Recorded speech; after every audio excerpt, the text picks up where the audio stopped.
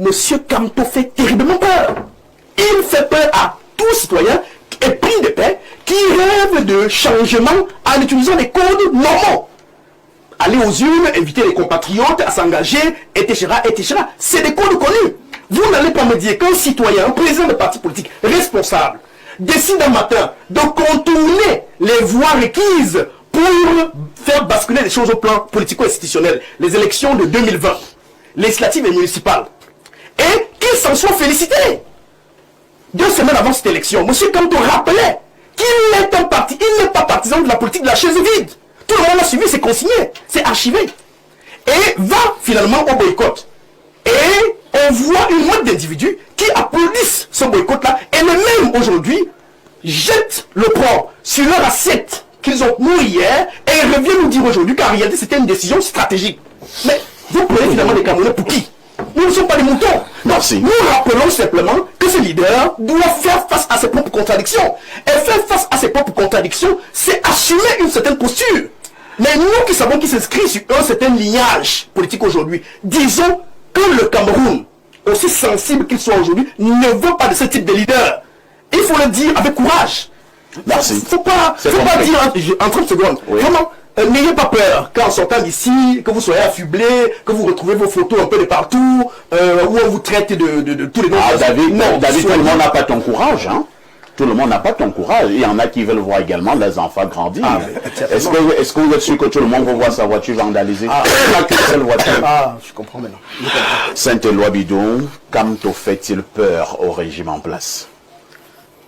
Le professeur Maurice Kamto fait essentiellement dans l'agitation, la provocation et la manipulation.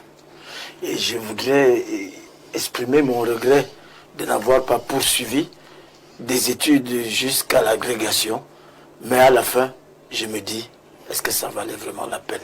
Quand vous écoutez le professeur Maurice Kamto, vous écoutez le professeur Nkumvondo, j'ai dit que je ne devrais pas avoir de regrets. Parce que quand on se prend pour le pape de la connaissance du droit, il y a des choses sur lesquelles, qui sont élémentaires en sciences politiques, sur lesquelles on ne tombe pas. Je prends l'exemple. Ça n'a pas échappé au professeur Maurice Kamto que l'électorat de la diaspora représente à peine 1% de l'électorat. Donc, on peut s'interroger sur l'opportunité de ce meeting.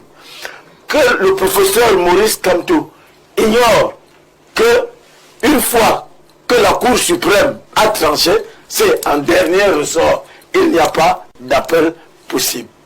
Que le professeur Kamto, que cela lui échappe, que après avoir refusé d'aller à une élection, qu'il ne pourrait pas être candidat à l'élection présidentielle.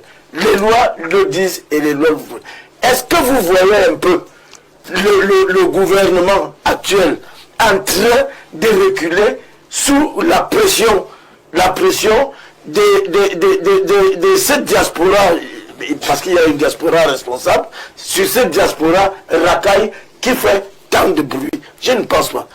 Les Camerounais aiment tellement leur pays, et je crois que le professeur Maurice Kamto commet une erreur d'appréciation manifeste.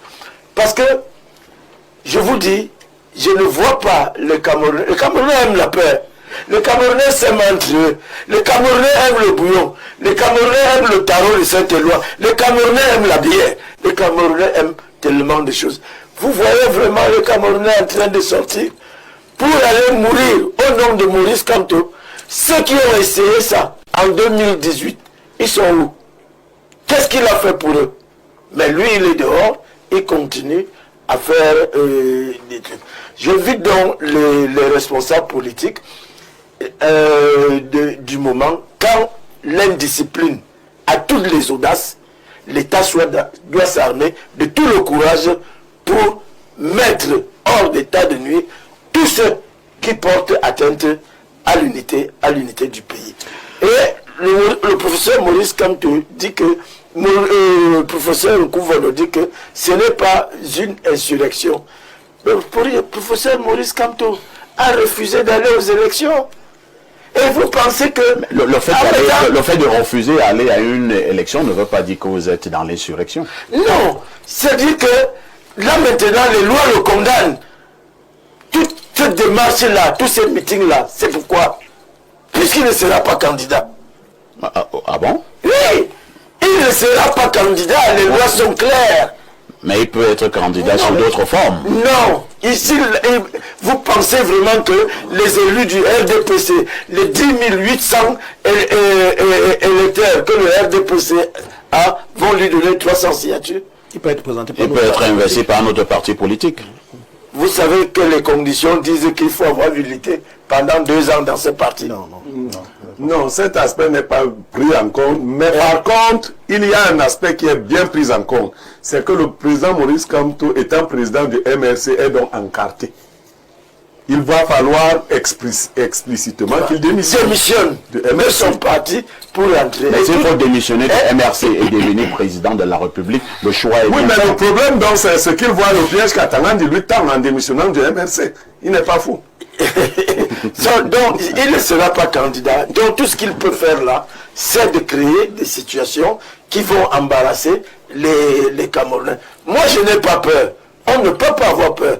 Mais je dis que je suis quand même inquiet qu'un monsieur qui est censé, le pape, pontifier dans les règles de droit, soit à balbutier. Très bien. Et c'est pour ça qu'il ne faut jamais donner, vous chuter, je lui donne un conseil, il ne faut jamais donner l'occasion aux analphabètes de mettre des jugements de valeur sur vos capacités et sur vos connaissances. Proche de ce que j'avais développé par le passé, la notion de coup d'état scientifique. En quoi consiste le coup d'état scientifique?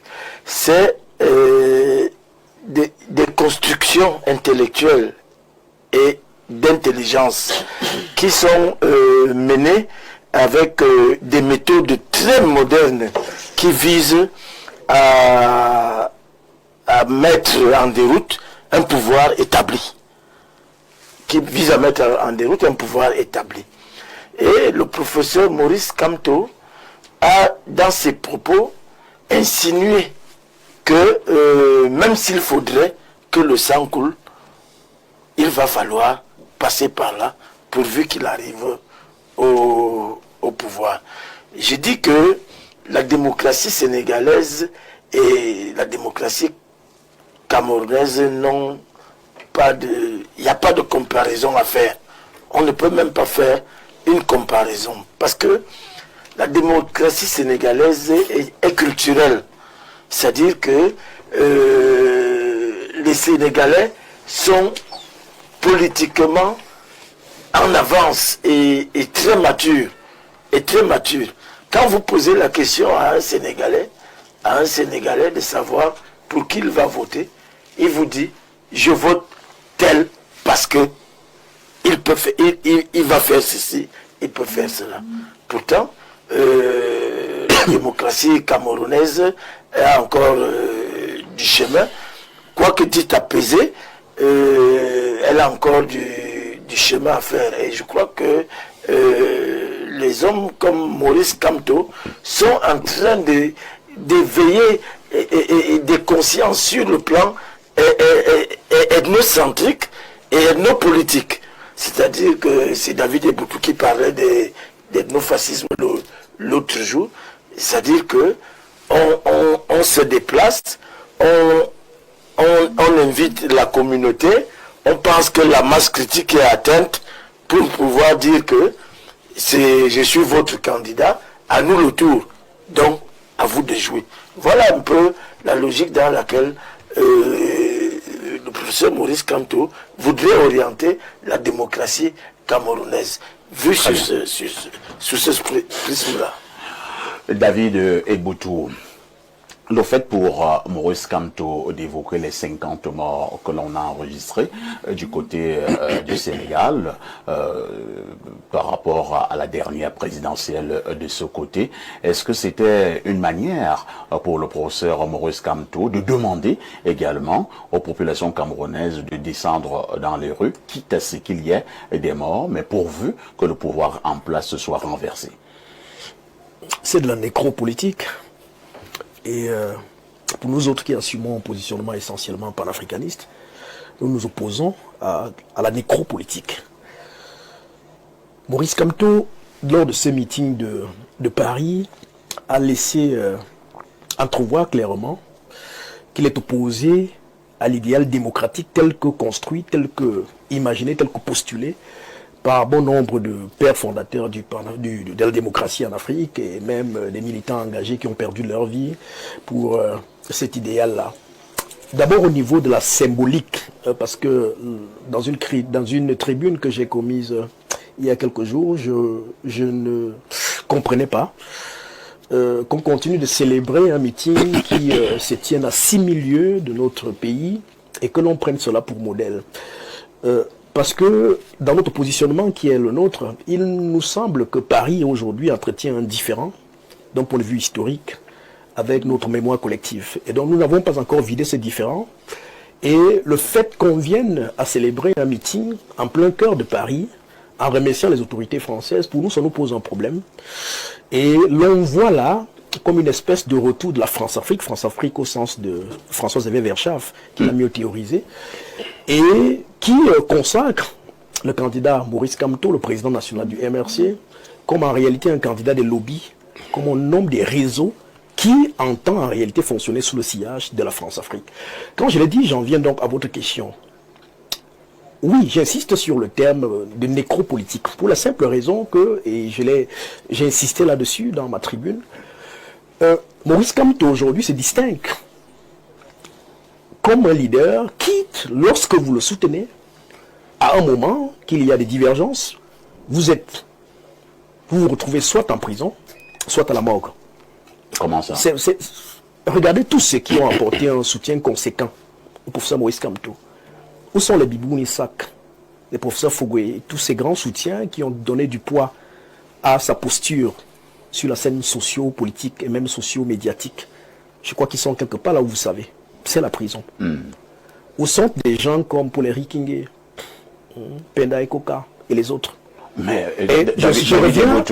C'est pas le professeur Kamto. Non, c'est ce que je veux dire, n'est-ce pas? Attendez un peu, c'est pas le professeur Kamto qui met ses militants en prison, ce n'est non plus le professeur Kamto qui tue certains et qui l'ont soutenu. Vous comprendrez le lien. Vous savez, je reviens des Bolova. Oui. Et à l'heure où je vous parle, le patron régional du MRC pour la région du Sud est à la morgue.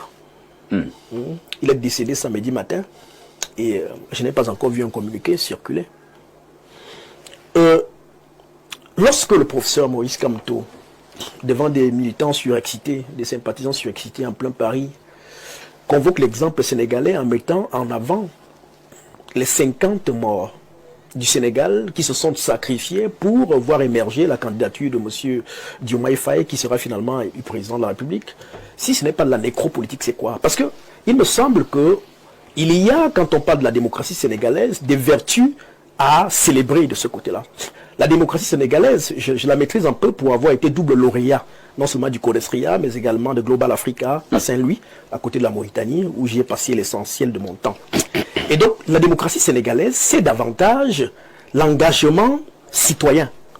Un engagement citoyen au plan démocratique qui se construit en dehors des espaces militants.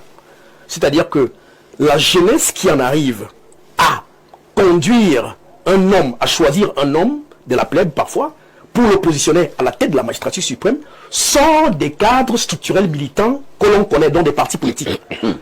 Là-bas, l'engagement citoyen s'exprime davantage dans des associations, n'est-ce pas? Dans des réseaux, des circuits qui sont connus par des jeunes et qui se passent le mot. C'est cet engagement citoyen qui fait que la mobilisation que vous voyez souvent la jeunesse manifester au Sénégal lors des joutes électoralistes, c'est celle-là qui amène souvent des leaders sortis parfois de nulle part à se retrouver à la tête de ce pays-là. Donc, ça n'a rien à voir. Et moi, je me serais attendu que M. Maurice Kamto exalte cet engagement citoyen qui n'est pas véritablement en marche chez nous. C'est-à-dire que chez nous, penser que la politique s'est fait uniquement dans des espaces militants, des partis politiques, et penser que c'est à partir des militants qu'on peut obtenir un suffrage conséquent pour diriger un pays comme le Cameroun est faux. Parce que la plupart de ceux qui votent sont parfois des voix silencieuses. Donc, qui n'ont jamais pris une carte de parti politique. Moi, en l'occurrence, je n'ai jamais pris une carte de parti politique depuis ma naissance. Mais je sais que je fais partie de la majorité silencieuse capable d'influencer le vote si effectivement les choses se passaient normalement. On peut revenir sur les derniers chiffres de l'élection de 2018 où vous verrez que, et c'est d'ailleurs le débat en cours, sur à peu près 7 millions d'inscrits, il y a eu 3,5 millions qui ne sont pas allés aux élections, qui ne sont pas allés voter, effectivement parce que nourris à la source d'un discours qui leur disait le RDPC a déjà tout bloqué, verrouillé, et donc ça ne sert à rien. Si effectivement le discours de nos leaders politiques allait dans le sens d'amener cette majorité silencieuse à aller assumer leur devoir citoyen le jour J, forcément, on aurait pu espérer quelque chose d'autre. Donc, il y a donc ce qui est intéressant quand on parle de démocratie sénégalaise, c'est la culture de l'engagement citoyen. Et moi, je n'ai pas suivi ça chez M. Maurice Kamto. Il a plutôt exalté 50 morts. Voilà pourquoi je parle de nécropolitique. Et à côté, quand on parle de M. Diomaye ou de Sonko aujourd'hui, on pourrait s'inspirer de M. Sonko. Qu'est-ce que Sonko a fait? Ayant vu qu'il y avait une pression, un étau politico-judiciaire qui l'empêchait désormais d'être candidat à la présidentielle. Il a fait la passe à Diomaye. Il a fait la passe à Diomaye. Je vous rappelle que Diomaye n'était même pas parmi les trois membres du cercle rapproché de M. Sonko. Diomaye venait au moins en 5e position. Vous voulez faire comprendre que Sonko a fait montre d'une très grande élévation d'esprit. Absolument, absolument. Et donc, en le disant, fort des débats qui sont en cours aujourd'hui, M. Kamto sera candidat ou ne sera-t-il pas, pourquoi n'aurait-il pas, lui, M. Kamto, qui nous invite, nous, à suivre la voie du Sénégal, pourquoi lui-même ne pourrait pas imiter un Sénégalais du nom de M. Sonko en s'effaçant et en postulant pour quelqu'un comme, je ne sais pas, Mamadou Mota, ou quelqu'un que j'aime particulièrement dans le MRC, qui est très modéré, M. Sim, Maître Sim, pourquoi pas? Mais pourquoi s'inspirer uniquement des 50 morts? Vous voyez, j'insiste là sur la nécropolitique. Maintenant que je sors, en disant qu'il y a quelque chose d'assez pernicieux. Il s'agit de quoi? Quand même dans la démarche du professeur Maurice Kamto.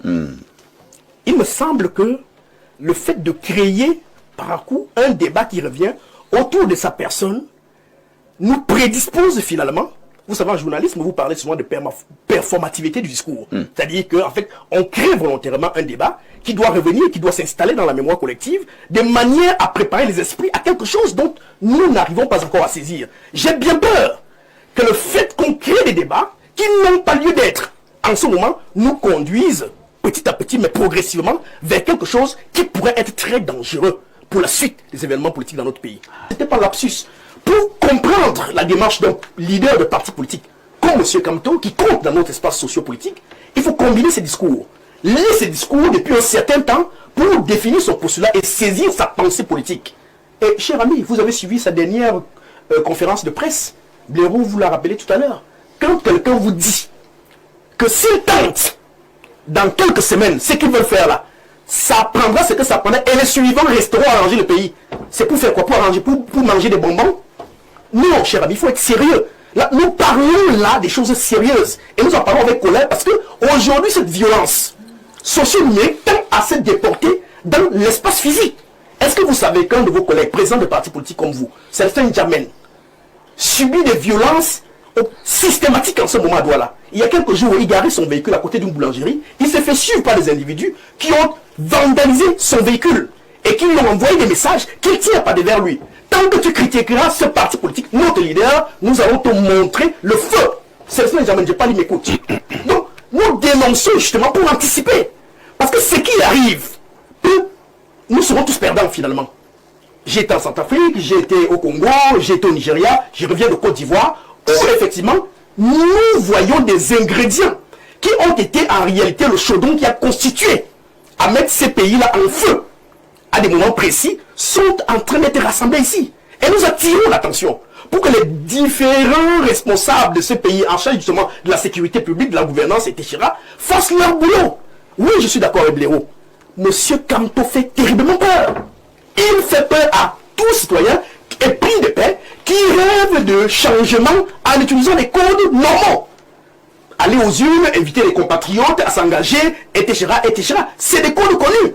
Vous n'allez pas me dire qu'un citoyen, un président de parti politique responsable, décide un matin de contourner les voies requises pour faire basculer les choses au plan politico-institutionnel, les élections de 2020, législatives et municipales, et qu'il s'en soit félicité. 2 semaines avant cette élection, M. Kamto rappelait qu'il est un parti, il n'est pas partisan de la politique de la chaise vide. Tout le monde a suivi, c'est consigné, c'est archivé. Et va finalement au boycott.